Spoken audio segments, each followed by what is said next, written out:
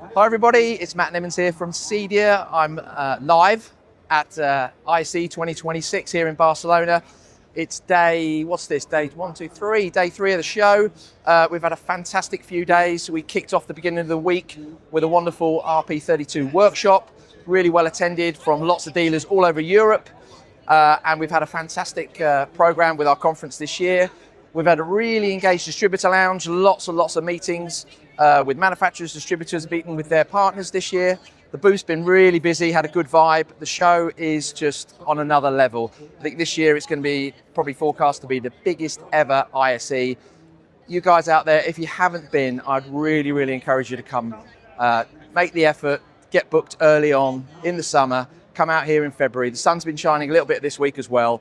So if you've not been, strongly encourage you to come. And yeah, we've had a great show here with CEDIA and look forward to seeing you soon.